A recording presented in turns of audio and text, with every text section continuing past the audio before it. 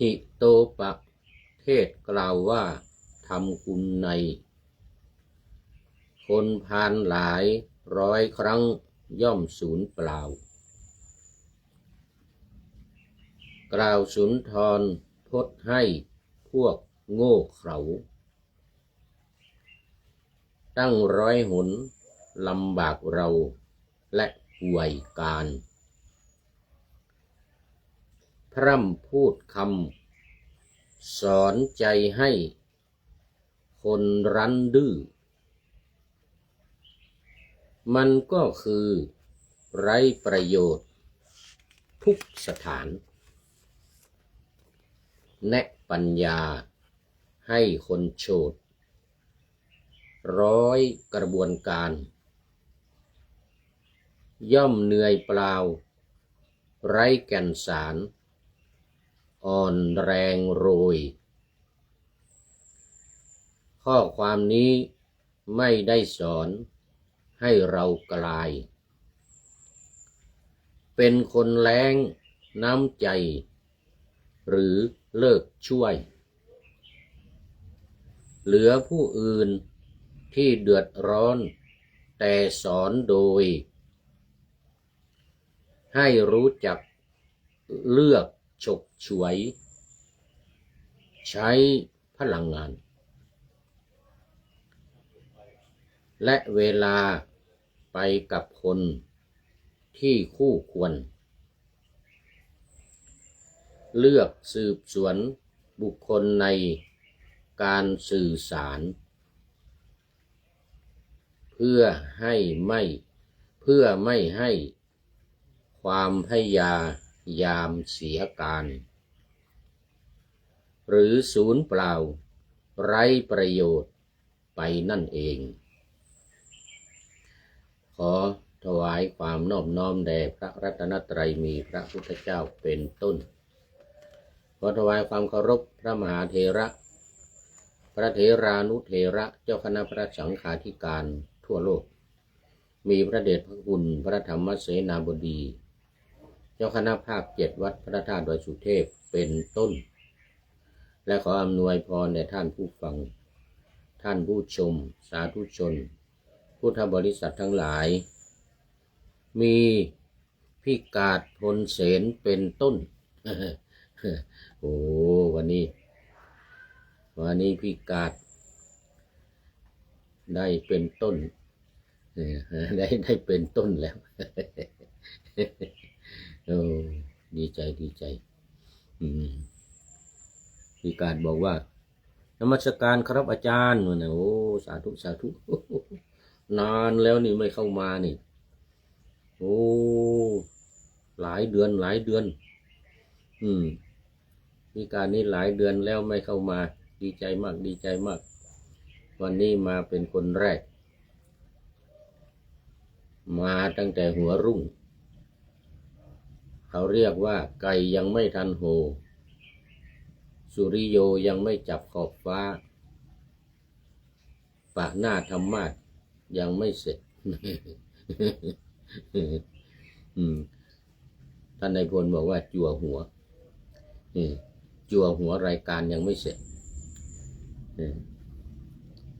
อ่าน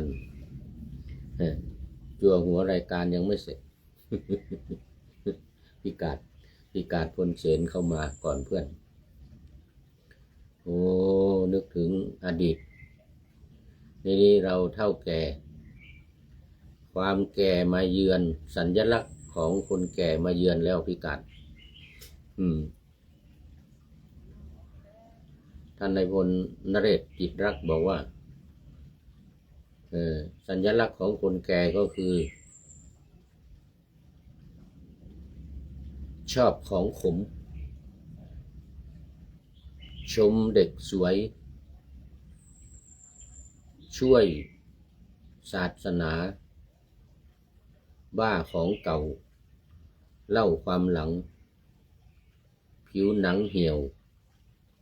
เยี่ยวไม่พ้นตีนปีนไม่ถึงสวรรค์ จริง น่าจะจริงนะ เดี๋ยวนี้วกวนเวลาพูดเวลาบรรยายธรรม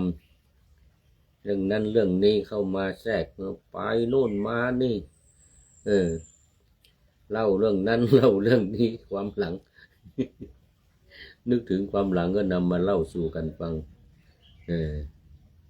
อย่างวิกาศนี่เคยอยู่ด้วยกันที่ประเทศอินเดียเมืองปัตตนะมหาวิทยาลัยปัตตนะ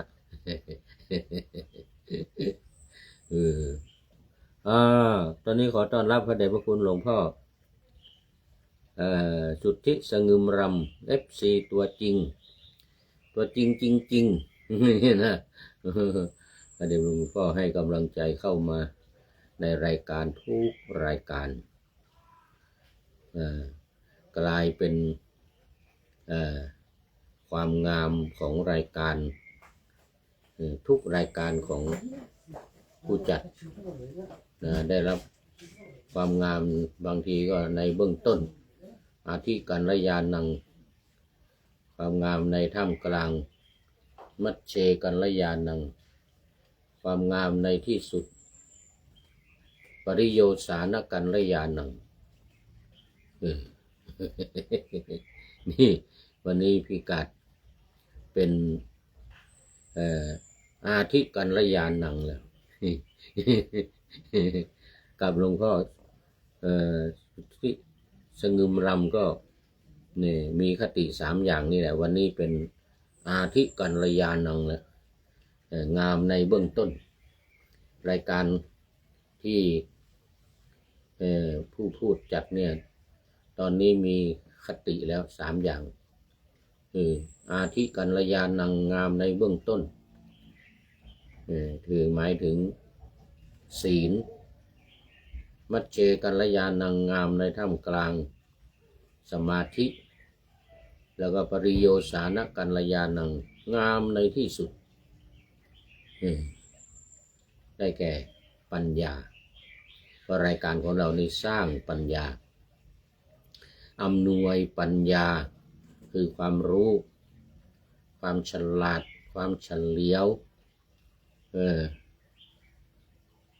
เป็นญาณเป็นวิชาเป็นอะไรเท่าที่จะเรียกกันนะรายการของเรานี้อำนวยปัญญาอำนวยวิชาอำนวยวิทยาให้กับผู้ฟังตลอดเรียกว่าปริโยสานกัลยาณังนี่เกิดจากอะไรเกิดจากพระเดชพระคุณหลวงพ่อสุทธิสงึมรำบางทีเข้ามาตั้งแต่ไก่ไม่ทันโหสุริโยยังไม่จับขอบฟ้าวันนี้อ่านบทประพันธ์จั่วหัวได้บรรทัด2บรรทัดยังไม่ถึงบทพระเดชพระคุณหลวงพ่อเข้ามาแล้วอาทิกัลยาณัง แล้วบางทีก็มาในท่ามกลางจัดรายการไปได้ครึ่งหนึ่งพระเดชพระคุณหลวงพ่อเข้ามาแล้วพร้อมด้วยหัวใจใสๆสีชมพูอวยพรวันเกิดให้ผู้พูดก็เรียกว่าเป็นความงามในท่ามกลาง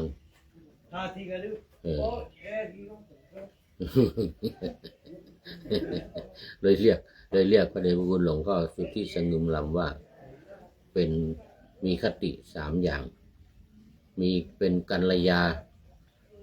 ณมิตรเป็นกัลยาณมิตรคือมิตรที่งามในเบื้องต้นงามในท่ามกลางแล้วก็งามในที่สุดเพราะบางทีพระเดชพระคุณหลวงพ่อจะเข้ามาหลังสุดใกล้จะหมดรายการหรือบางทีก็หมดเวลาแล้วเข้ามากำลังกล่าวคำอำลากำลังว่าบทประพันธ์ลงท้ายได้ไปสักบทหนึ่งมาแล้วเข้ามาเดียว สุดยอดเลยสุดยอดว่าเดชพระคุณหลวงพ่อนี่นะท่านนายพลนเรศจิตลักษณ์อีกสุดยอดเมื่อกี้เข้ามาตอนหมดเวลาบอกว่ามาไม่ทันเหมือนกันนะแต่ว่าทุกทีถ้ามาไม่ทันนี่ก็จะเข้าฟังเปิดเข้าฟังในภายหลังเหมือนกันนะ เข้าฟังทุกครั้งทุกรายการฟังในภายหลังก็มีหลายท่านมีหลายคนที่แจ้งเข้ามาว่าเข้ามาไม่ทันว่าแต่ไม่ใช่ไม่ฟังไม่ดูว่างั้นนะเปิดดูในภายหลังว่างั้นนะดีใจที่รายการของเรานี้ได้เป็นกัลยาณมิตรของท่านผู้ฟังท่านผู้ชมสาธุชนพุทธบริษัททั้งหลายอย่างสนิทอย่างแนบแน่นเป็นกัลยาณมิตรอย่างแนบแน่นสำหรับท่านผู้ฟังท่านผู้ชมทุกคนแล้วก็อย่าลืมกดไลค์กดแชร์ไปเยอะๆจะได้เป็นกัลยาณมิตรของท่านผู้ฟังท่านผู้ชมมากเป็นธรรมทานตอนนี้เป็นธรรมทาน20%ของชีวิตผู้พูดเลยนะพี่กัด20%ของผู้พูดเนี่ยนะใน1 วันเนี่ยแบ่งเป็น100%เนี่ยนะ20%ปรหิตะปฏิบัติคือทำงานเพื่อผู้อื่นอีก 80% อัตตหิตะสมบัติทำประโยชน์เป็นสมบัติของตัวเองอัตตหิตะสมบัติเพราะนั้นมี2 อย่าง1ปรหิตะปฏิบัติเพื่อผู้อื่นใน24 ชั่วโมงเนี่ยนะ20%และปรหิตะปฏิบัติ 80%เพื่อตัวเองมีเป้าหมายอย่างนี้เลยตั้งแต่แก่มานี่นะ ตั้งแต่อายุแก่มานี่หมายถึงว่าตั้งแต่เกษียณอายุมานี่นะงานการทั้งหลายลาออกหมดแล้วเหลือนี่เนี่ย20%สำหรับผู้อื่นนี่แหละปรหิตะปฏิบัตินี่นะได้แก่การจัดรายการธรรมะออนไลน์นี่แหละทางวิทยุทางเฟซทางไลน์ทาง YouTube นี่นะ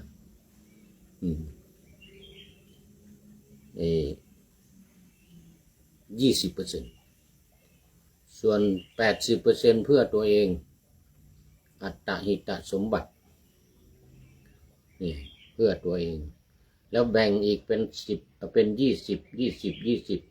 4 ครั้งเมื่อกี้ว่าไปครั้งหนึ่งแล้วเดี๋ยวนี้ชี้แจงอีก เล่าความหลัง เล่าความหลังเล่าเรื่องของตัวเองนี่นะสัญลักษณ์ของคนแก่ปีนี้อายุ80พี่กัดอายุ80มานี่โหพูดวกไปวนมาอยู่นี่แหละ80นี้แบ่งเป็น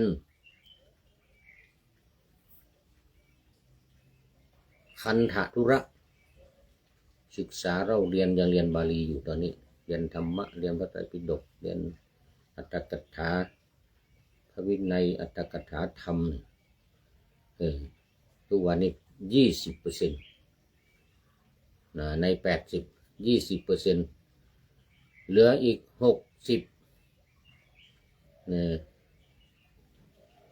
เป็นวิปัสสนาธุระ40%เป็นวิปัสสนาธุระ40%ในบรรดา40%นี้แบ่งเป็นครึ่งหนึ่ง20%เป็นสมถกรรมฐานปฏิบัติสมถกรรมฐาน 20% แล้วก็วิปัสสนากรรมฐาน 20% พอๆกันเท่ากัน โอพี่กาดบอกว่าเป็นไปตามสังขารครับฮ่าฮ่าฮ่าฮ่าโอ้โหสาธุสาธุหัวเราะมาด้วยหัวเราะมาด้วยฮ่าฮ่าฮ่าเป็นไปตามสังขารนี่นะจัดรายการบางทีพูดธรรมะน้อยเดียวตอนนั้นเล่าอะไรเรื่อยเปื่อย1 ชั่วโมงได้ธรรมะสัก5 นาที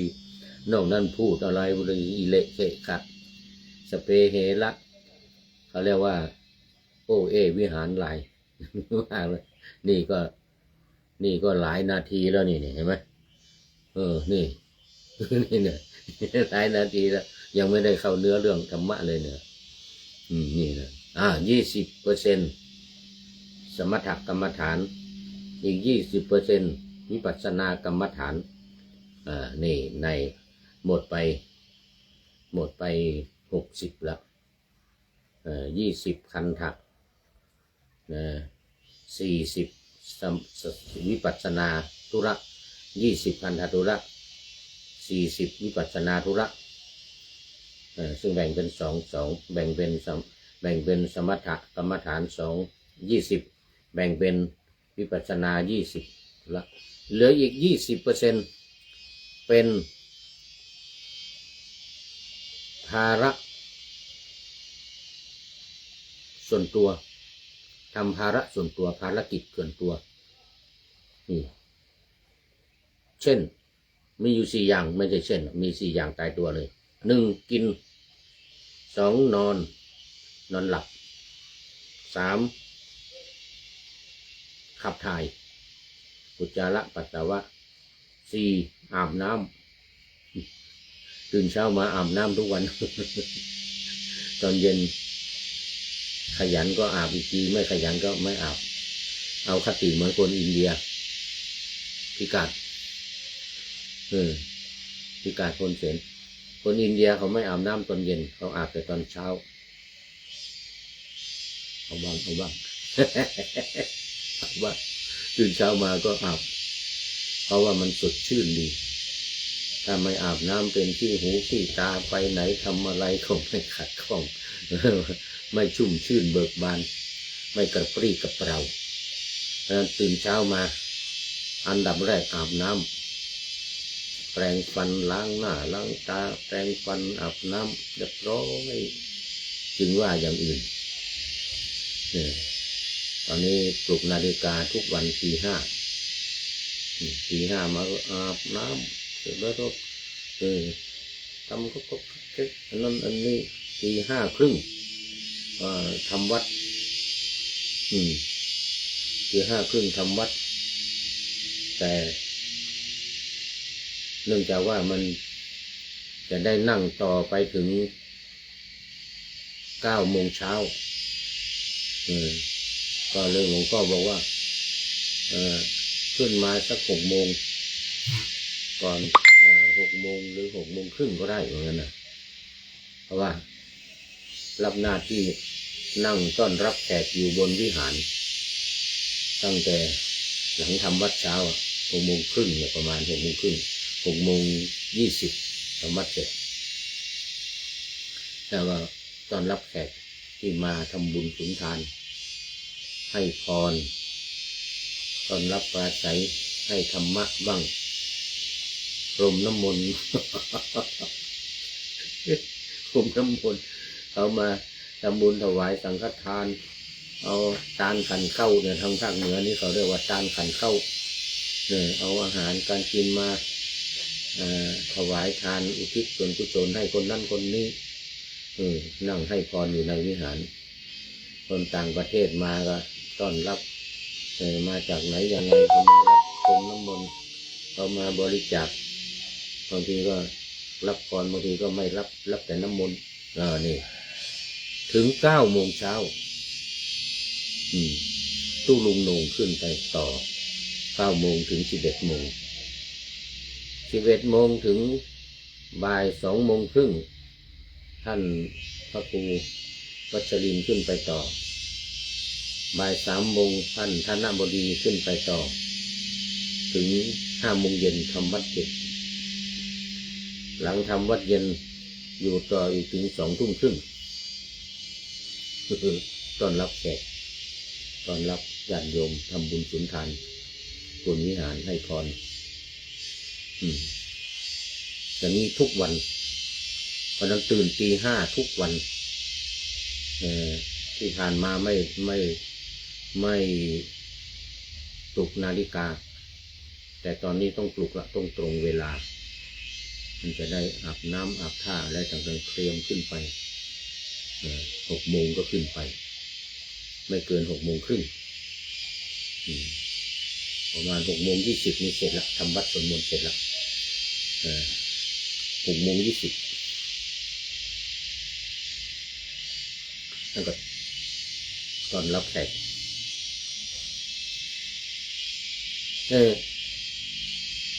วละหิตาปฏิบัติเพิ่มมาละเดี๋ยวนี้นอกจากการจัดรายการทางบรรยายธรรมแล้วก็มีเพิ่มขึ้นไปต้อนรับแขกอยู่ข้างบน ประมาณ2 ชั่วโมงครึ่งหรือ3 ชั่วโมงเนี่ย3 ชั่วโมง6 โมงครึ่งประมาณ2 ชั่วโมงครึ่งเป็นวละหิตาปฏิบัติเพราะนั้นเราอายุมากแล้วแก่เฒ่าแก่แล้วไม่รู้ว่าจะตายเมื่อไหร่จะต้องให้มีเป้าหมายการทำงานชัดเจนลงมาแล้วตอนเย็นตอนกลางคืนกลางวันทำสมาธิภาวนาทำกรรมฐานสมถะกรรมฐานวิปัสสนากรรมฐานควบคู่กันไป บางทีก็วิปัสสนาเยอะกว่าสมถะน้อยกว่า บางทีสมถะสัก10 นาที10%วิปัสสนาเป็น30เพราะวิปัสสนานี้ทำง่ายทำได้ตลอดไม่ต้องหาที่สงบสงัดไม่ต้องนั่งหลับหูหลับตา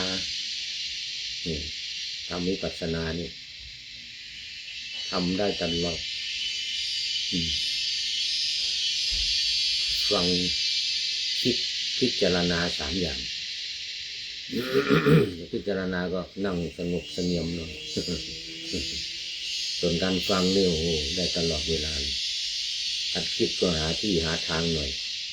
นั่งคิดเลยนั่นสมถะกับวิปัสสนาก็ควบคู่กันไป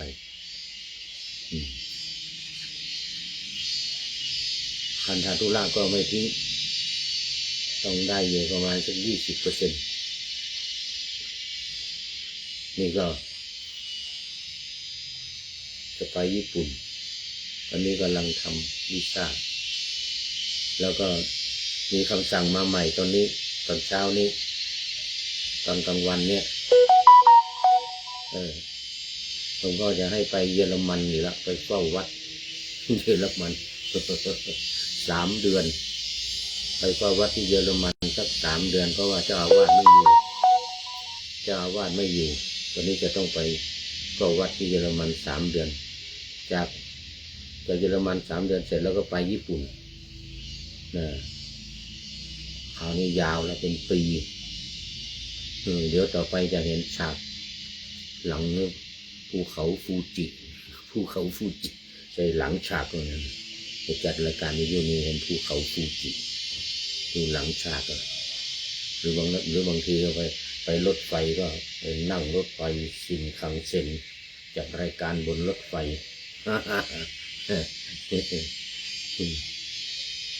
จะอยู่ญี่ปุ่นนะไปเฝ้าวัดที่มิเอะจังหวัดมิเอะที่ประเทศญี่ปุ่นนะลูกศิษย์ไปสร้างวัดไว้แล้วไม่มีคนเฝ้าไม่มีคนอยู่ส่งพระธรรมทูตไปก็ได้แค่3 เดือน2 เดือน3 เดือนอันนี้ก็เลยจะเอาไปอยู่ประจำไปอยู่ประจำต่อวีซ่าทีละ10 ปี 10 ปี 10 ปี1 ปี 1 ปีอยู่ไปเรื่อยๆ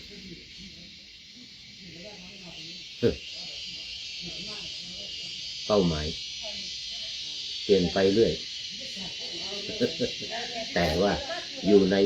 100%เนี่ยอย่างที่ว่ามาเนี่ยแน่นอนเป๊ะเป๊ะเป๊ะเลย อย่างละ20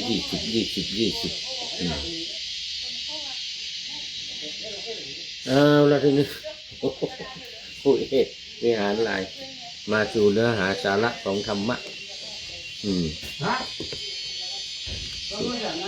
เนื้อหาสาระของธรรมะกันสักทีวันนี้นาวาวังทองภาคบ่าย1 ชั่วโมงออกอากาศวัดพระธาตุดอยสุเทพ1 ชั่วโมงวัดสายหิน1 ชั่วโมงพระธาตุดอยสุเทพนี่บ่ายโมงถึงบ่าย2 โมงวัดสายหินบ่าย2 โมงถึงบ่าย3 โมงวันศุกร์เสาร์อาทิตย์ภาคบ่ายวันนี้ก็เป็นภาคบ่าย1 ชั่วโมงถ้าเป็นภาคเช้า30 นาทีตอนนี้หลักการ4วิธีการ6ทบทวนไว้เสมอท่านผู้ฟังรายการนาวาวังทองเนี่ยมาจากโครงการปูทางสู่การตื่นรู้ธรรมนาวาวังของสำนักพระราชวังพระราชวังดุสิตพระที่นั่งอัมพรสถานพระบาทสมเด็จพระวชิรเกล้าเจ้าอยู่หัวทรงนำมาเป็นโครงการปูทางสู่การตื่นรู้จากสำนักศึกษาธรรมดอยธรรมนาวาจังหวัดเชียงรายของพระเดชคุณพระราชยานวชิรชิโนภาสวิปัสสนาธุระซึ่งพระเดชพระคุณได้ทำการวิจัยมา20 ปีไม่ใช่น้อยๆนะ20 ปีมาลงตัว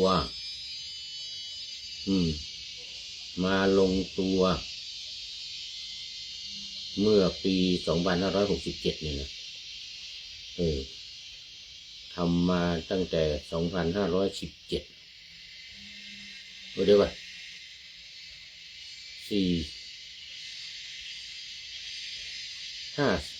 57นี่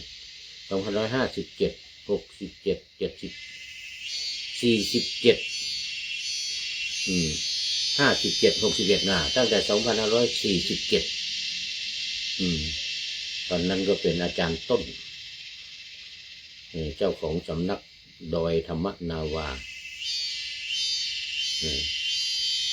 จังหวัดเชียงรายนี่นะที่เราจะไปทางแม่สายออกจากอำเภอเมืองไปแม่สายอยู่ทางซ้ายมือดอยธรรมนาวา เมื่อ2547 ปีก่อนท่านเจ้าคุณได้เริ่มตอนนั้นเป็นพระต้นพระอาจารย์ต้นหรือทวีวัฒน์จารุธรรมโมจารุวรรณโนจารุวรรณโนตอนนี้ขอต้อนรับท่านนายพลท่านนายพลนเรศจิตลักษณ์มาในท่ามกลางเรียกว่ามัดเชกันละยานัง นี่ได้ครึ่งรายการนะมัดเชกันละยานังท่านนายพลวันนี้ติดตามฟังครับหลวงพ่อว่างั้นนะท่านนายพลนเรศจิตลักษณ์ของเราวันนี้จั่วหัวแล้วจั่วหัวของท่านนายพลเด้อวันนี้นะฮิโตประเทศฮิโตประเทศของท่านนายพลมาจั่วหัววันนี้ฮิโต ประ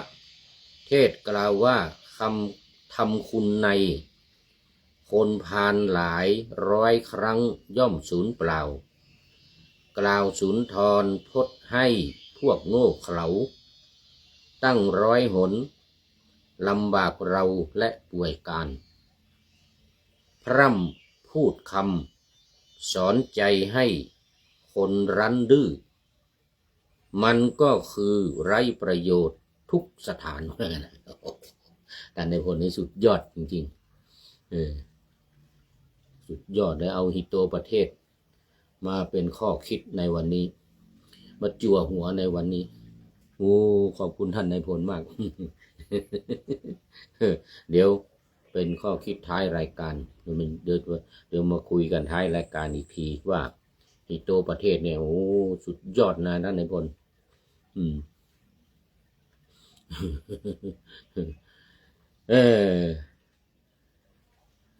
มาคราวนี้เอาจริงแล้วเอาเนื้อหาโอ้ต่อจากตอนเช้านะเรื่องนางเปรตตอนนี้ถึงตอนที่กุมารน้อยลูกของคนยากคนจนถูกแม่ด่าไล่ประชดว่าประชดให้ไปเป็นพระเจ้าแผ่นดินคือขอผ้ากุมารน้อยนี่นะขอผ้าห่มผ้าที่มันจะไปเที่ยวงานเขาเรียกว่าเป็นงานประจำปีนักขัตฤกษ์ประจำปีแต่ปรากฏว่าแม่ก็เป็นคนยากคนจนตนเองก็อยากได้ผ้าสวยๆงามๆเอาผืนไหนมาให้ก็บอกโอ้มันไม่งามเดี๋ยวไปงานมหรสพไปชมมหรสพไปนักขัตฤกษ์กับเขาเนี่ยมันอายเขาเหมือนกันนะผืนไหนให้ก็ไม่แม่ก็โมโหเลยทีนี้ไปไหนก็ไปแล้วมันไปหาไหนก็ไปหาเอาเองหาผ้าจะเอาผ้าดีจะเอาผ้านุ่งดีเรามันคนยากคนจนแม่ไม่มีให้หรอกไปเถอะไปไหนก็ไปเถอะไปถ้าจะได้ก็ไปเป็นพระราชานู่นจึงจะได้ผ้าดีว่างั้นนะไปใช่เหมือนกันไปไหนก็ไปเป็นพระราชาใช่เหมือนกันไปเป็นพระเจ้าแผ่นดินเนี่ยจึงจะได้ผ้าราคาเป็นแสนนะว่างั้นนะที่ไหนได้ไม่รู้ว่าลูกชายตัวเองเนี่ยเป็นโพธิสัตว์ไม่ใช่โพธินั่นจะเป็นโพธิสัตว์หรือเปล่าไม่รู้นะเป็นผู้มีบุญญาบารมีเอาไปก็ไปว่างั้นนะแม่ไล่ออกบ้านนะจะเอาผ้าไอ้ไหมอย่างดีเอามาที่ไหนเราคนยากคนจนว่างั้นนะก็หนีก็ออกบ้านไปนอนอยู่ที่อุทยานสิราชอุทยานน่ะไม่กล้าไปงานนักขัตฤกษ์ไปชมมหรสพรัศพอะไรก็ไม่ไปเพราะว่าไม่ได้นุ่งผ้าไม่ได้ผ้าดีอายเขาไปนอนอยู่บนก้อนหินแผ่นหินในบนก้อนหินก้อนหนึ่งในราชอุทยานพระราชาสวรรคตไปได้7 วันไม่มีใครสืบรัชทายาทปุโรหิตอมาตย์ทั้งหลายก็พาปรึกษากันเราปล่อยรถราชรถนี่เราไปหารัชทายาทเหมือนกันนะรถคันนี้จอดที่ไหนก็เอาคนนั้นเหมือนกันนะมันมีแต่ลูกสาวอยู่มีราชธิดาอยู่แต่ไม่มีราชโอรสหรือไม่มีรัชทายาทรถเขาปล่อยออกจากพระราชวังมุ่งตรงไป อุทยานน่ะพระราชอุทยานน่ะเลยไปถึงก็ไปวน3 รอบประทักษิณรอบก้อนหินน่ะเด็กน้อยเด็กน้อยกุมารน้อยกุมารทุกขตะกุมารไม่มีผ้านุ่งเอาผ้าสาดกผืนหนึ่งมั้งได้ผ้าผืนหนึ่งคลุมโปงอยู่คลุมโปงอยู่บนก้อนหินนั่นนะหมดอะไรใครอยากไปเที่ยวกับเขาไม่ได้ไม่มีผ้าห่มไม่มีผ้าสวยงามเป็นคนยากคนจนพอราชรถวน3 รอบปุโรหิตก็เห็นผ้าคลุมกองอยู่นะนี่มันเป็นใครจะเป็นคนนี้หรือเปล่าไปเปิดดูหน้าเป็นคนนี่เป็นคนเป็นเด็กเป็นคนเป็นเด็กไม่ใช่เด็กเป็นผู้ใหญ่ละเป็นโตละเป็นกุมารละเป็นกุมารตุกเสร็จก็ดึงผ้าเปิดปลูกไว้เหมือนเดิมเสร็จแล้วไปดูทางเท้าปุโรหิตมันเป็นโหราจารย์เนี่ยเปิดดูเท้าปรากฏว่าโอ้ในเท้าเนี่ยมันมีจักรมีรูปจักรอยู่เท้าทั้ง2 ฝ่าเท้า2 ข้างอันนี้ละเป็นพระราชาของเราเหมือนกันนะเป็นพระราชาของเรานะให้คนที่เตรียมมาเนี่ยมโหระทึกของกลองดนตรีสังคีตอะไรทั้งหลายประโคมดนตรีกันใหญ่โตรอบก้อนหินตอนนี้ขอต้อนรับท่านอาจารย์วิษณุนิติยานนท์นครสวรรค์สาธุจากนครสวรรค์อำเภอเมืองอำเภอเมืองนครสวรรค์ลืมชื่อวัดไปละเนี่ยในสมองขี้เถอะมันอย่างเงี้ยมันไม่จำนครสวรรค์ก็แล้วกันท่านอาจารย์วิษณุนิติยานนท์เข้ามานานหลายครั้งละเป็นFCตัวจริงเหมือนท่านนายพลตรีนเรศจิตลักษณ์ท่านอาจารย์วิษณุนิติยานนท์นครสวรรค์อยู่อำเภอเมืองนะลืมไปละไม่เป็นไรขอบคุณมากนี่นะประโคมดนตรีกันเสียงดังนั่นมาน้อยก็ตกใจดิเปิดผ้าออกมาดูคนอยู่เต็มแวดล้อมเต็มก้อนหินแวดล้อมไปหมดเสียงดนตรีอึกกระทึกครึกโครมโอ้โหนี่อะไรกันนะก็เลยตะโกนถามท่านทั้งหลายท่านจะทำอะไรกันเนี่ยเหมือนกันนะจะจับข้าพเจ้าหรือเหมือนกันนะไหวสาเหมือนนะอันนี้มันคำมันพูดถึงไหวสาเนี่ยข้าแต่สมมุติเทพมันนี่เหรอสมมุติเทพมัน ตกใจกุมารน้อยตกใจสมมุติเทพยังไงวะนะโอ้โหข้าแต่สมมุติเทพตอนนี้ราชสมบัติถึงพระองค์แล้วว่างั้นเรียกพระองค์เลยเรียกกุมารน้อยคนทุกขตะยากจนเนี่ยนะเรียกเป็นพระองค์เลยว่ายังไงมันราชสมบัติถึงข้าพเจ้ายังไงวะงั้นนะถามอมาตย์นะถามเสนาอมาตย์นะเสนาอมาตย์ก็บอกว่าเนี่ยพระราชาเจ้าเมืองของเราเนี่ยสวรรคตไปได้7 วันวันนี้ไม่มีรัชทายาทเหมือนกันนะแล้วราชโอรสราชธิดาอะไรไม่มีหรือเนี่ยมีแต่ราชธิดาพระเจ้าข้าเหมือนกันนะราชโอรสไม่มี พระองค์นี่แหละจะเป็นผู้ครองราชสมบัติว่างั้นนะรู้ได้ยังไงวะนะโอ้เพราะกับผมตรวจดูแล้วว่างั้นนะตรวจดูแล้วตรวจดูเท้าตรวจดูฝ่าบาทของพระองค์มีจักรมีจักรอยู่ว่างั้นนะจะเป็น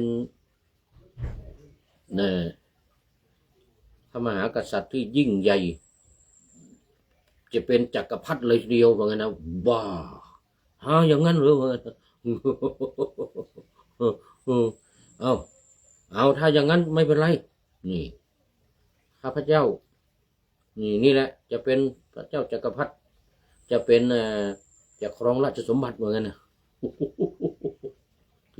โอ้นึกถึงคำพูดของแม่แม่เราเหมือนรู้นี่แม่เราเหมือนรู้นี่ให้ไปเป็นพระเจ้าแผ่นดินเถอะมันจึงจะได้ผ้าว่างั้นนะเสร็จแล้วว่าแล้วอำมาตย์ทั้งหลายก็เอาผ้าสาดกสีทองคำราคา100,000ราคา100,000มาให้ทำยังไงสร้างมณฑปใหญ่โตในพระราชอุทยานสร้างมณฑปใหญ่โตสวยงามขึ้นมาทันทีทันใดเลยตอนนี้ขอต้อนรับพี่เนติแก้วเคนพี่เนติมาแล้วพี่เนติมาแล้วกราบนมัสการครับอาจารย์ที่เขตราชบูรณะกทมฝนตกตอนกลางคืนมา3 คืนแล้วครับแต่ไม่หนักมากนอนสบายครับโอ้โหสาธุสาธุกำลังจะถามเมื่อกี้ว่าจะถามพี่กาดอยู่เหมือนกันว่าฝนตกหรือเปล่าทีนี้ที่ดอยสุเทพนี่ก็ตกทุกคืนเหมือนกันกลางวันก็ตกบ้างนิดๆหน่อยๆแต่กลางคืนตกหนักนี่ต้องเอาไปซื้อผ้ายางมาหมดเงินตั้ง480 บาท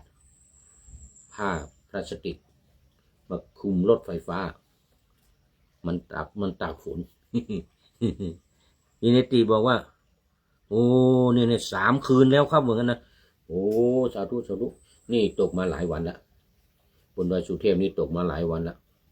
ควันไม่มีเลยตอนนี้หมอกควันอะไรไม่มีสักอย่างเลยกลางวันก็เนี่ยไม่มีแสงแดดเลยโอ้ดีมากดีมากดีมากหมดเวลาหรือเปล่าเนี่ยยังพี่เนตีเข้ามาวันนี้พี่กาดก็เข้ามาเมื่อกี้นี่นะนี่อยู่ในนี้ละพี่กาดก็เข้ามาท่านนายพลนเรศจิตรักก็เข้ามาแล้วท่านอาจารย์วิษณุนิติยานนท์จากนครสวรรค์ก็เข้ามาแล้วนี่หลายท่านแล้วนี่บุคคลสำคัญวันนี้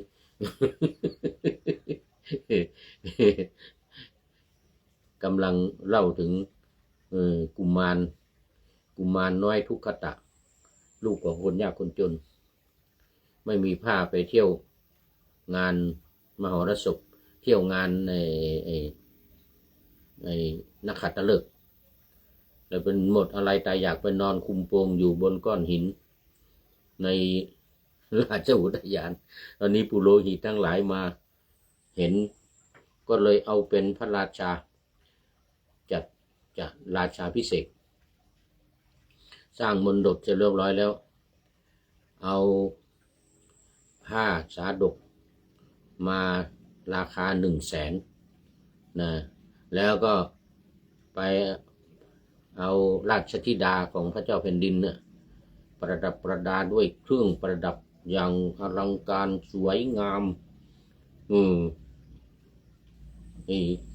เครื่องประดับของนางวิสาขาก็จะไม่ปาน ลูกสาวของพระเจ้าเมืองพาราณสีนี่นะเครื่องประดับของนางวิสาขาที่ว่าราคาแพงๆนั่นแหละนี่ไม่ปานนะนี่นะ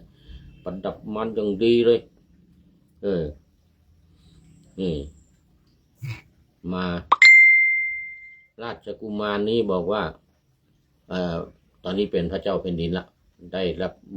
มูลธาภิเษกเป็นพระเจ้าแผ่นดิน อยู่มนดบอย่างดีอยู่มนดบอย่างดีแล้วก็บอกว่าผ้า100,000ผ้านี่ราคาเท่าไหร่โอ้กระจอกว่างั้นนะผ้านี่ราคาเท่าไหร่โอ้ในเมืองพาราณสีเนี่ยในเมืองในโลกเนี่ยไม่มีผ้าที่จะราคาแพงกว่านี้แล้วพระเจ้าข้าเหมือนกันนะอันนี้ราคาเท่าไหร่100,000เหมือนกันนะ100,000กหาปณะโอ้โหอันนี้เหรอ100,000เหมือนนะกระจอกเหมือนกันนะโอ้ไม่ดีเหมือนกันนะอย่างนั้นนะท่านเดี๋ยวก่อนไหนล่ะท่านทั้งหลายเอาน้ำมานี่นะเอาน้ำมาเดี๋ยวก่อน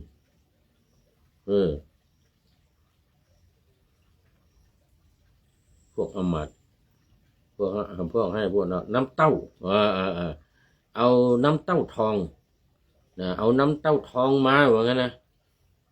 น้ำเต้าทองมาเอาน้ำเต้าทองมาแล้วตอนนี้มูลธาพิเศษแล้วนะเป็นพระมหากษัตริย์แล้วเอาน้ำเต้าทองมาโอ้เป็นผู้มีบุญจริงๆเอาน้ำเต้าทองมาหยดใส่อุ้งนี่นะอุ้งมือนี่นะปุ๊บแล้วก็ปล่อยไปอย่างนี้นะไปในทิศเหนือก่อนไปในทิศเหนือเสร็จแล้วก็ทิศตะวันออกทิศตะวันตกตรงนั้น4 ทิศนี่นะ4 ทิศปรากฏว่ามีต้นราชพฤกษ์ต้นราชพฤกษ์นี่นะหรืออะไรพฤกษ์นี่นะเกิดขึ้นทันทีทันใดกันรับประพฤกษ์ต้นกันรับประพฤกษ์นี่นะทั้ง8 ทิศเลยทิศน้อยทิศใหญ่ทิศน้อยทิศใหญ่8 ทิศ8 ต้นมันมีหมดนะต้นกันรับประพฤกษ์เนี่ยนะมันไม่ใช่ต้นไม้ในเมืองมนุษย์นะมันเป็นต้นไม้บนสวรรค์นะเกิดขึ้นผ้าเครื่องอุปโภคบริโภคอะไรต่างๆมันเต็มต้นกันรับประพฤกษ์นี่ไปหมดเลยนะโอ้ปรากฏว่าผ้าที่ราคา100,000นั้นกระจอกจริงๆกระจอกไอ้ที่มันอยู่ต้นราชพฤกษ์เนี่ยต้นกันรับประพฤกษ์เนี่ยโอ้โหมันยิ่งกว่านี้เป็น10 เท่า20 เท่าเป็น100 เท่า1,000 เท่าเลยโอ้สีมันเป็นทองคำมันเป็นสีที่เลื่อมพรายโอ้โหพระเจ้าแผ่นดินนี่ก็เลยเอามา1 ผืนเอามานุ่งเอาผ้าเนี่ยมานุ่งไอ้ผ้าราคา100,000นี่กระจอกมาเอานี่นะโอ้ปรากฏว่า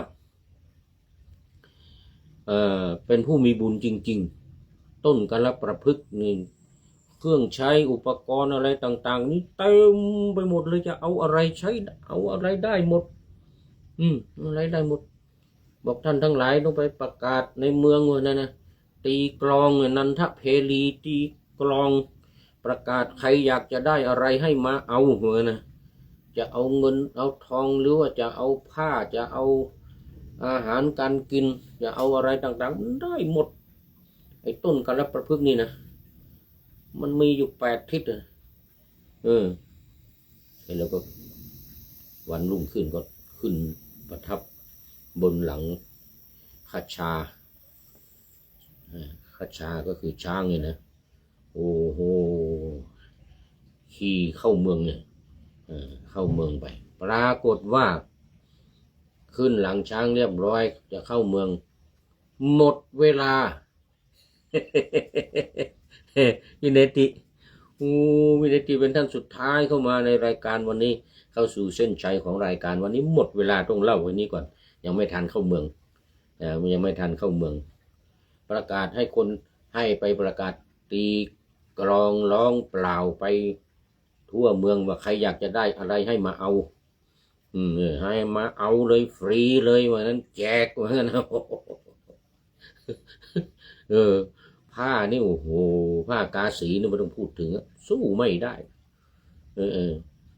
ทั้งผ้าทั้งเครื่องประดับอะไรต่างๆแก้วแหวนเงินทองอะไรมันเต็มไปหมดใครจะเอาอะไรก็มาเอาว่างั้นจะเข้าเมืองหมดเวลาตอนนี้พี่เนติเป็นท่านสุดท้ายเข้ามาในรายการวันนี้ท่านอาจารย์วิษณุนิติยานนท์ท่านนายพลนเรศจิตลักษณ์ในวันนี้มาดูโมทนาเป็นอย่างยิ่งมาดูข้อคิดท้ายรายการวันนี้ได้จากข้อคิดของท่านนายพลนเรศจิตลักษณ์ของเรานี้เองโอ้โหหิโตประเทศสุดยอด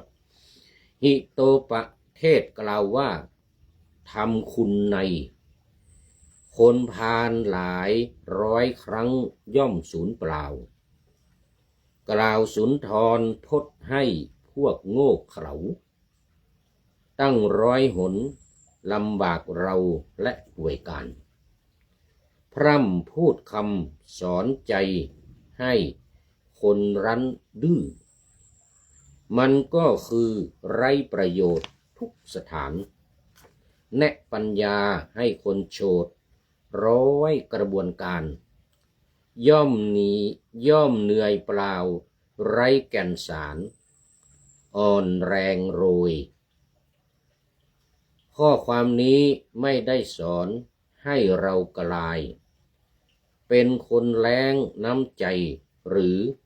เลิกช่วยเหลือผู้อื่นที่เดือดร้อนแต่สอนโดยให้รู้จักเลือก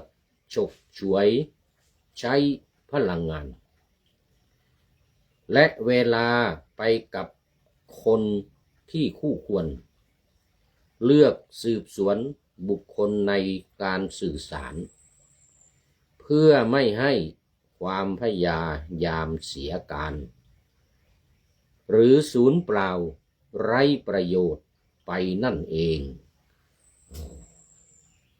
ขอบคุณท่านนายพลนเรศจิตลักษณ์เป็นอย่างยิ่งให้หิโตประเทศมาเป็นข้อคิดท้ายรายการในวันนี้เป็นอย่างยิ่งขอนำนาวาวังทองไปก่อนแล้วจะย้อนมาใหม่ในวันหน้าคือวันพุธศุกร์เสาร์อาทิตย์ตามตารางเวลาที่วางอยู่ข้างในเป็นธรรมะจากพระราชวังเป็นนาวาโด่งดังสว่างไสวเป็นทองคำล้ำค่ากว่าสิ่งใดชุบชีวิตจิตใจให้ใสงามขอเชิญท่านทั้งหลายนำไปท่องตามคุณของพระรัตนสามพุทโธเมนาโถธัมโมตามสังโฆเมนาโถยามภาวนาว่าบ่อยๆซ้ำๆจำในจิตจนมันติดในใจไม่หายหน้านอนนั่งยืนเดินจำทุกเวลาตั้งแต่ตื่นขึ้นมาถึงหลับไปขอทุกท่านได้ผลจากปฏิบัติได้กำจัดความทุกข์พบสุขใสพลันปลอดโปร่งโล่งสบายทั้งกายใจ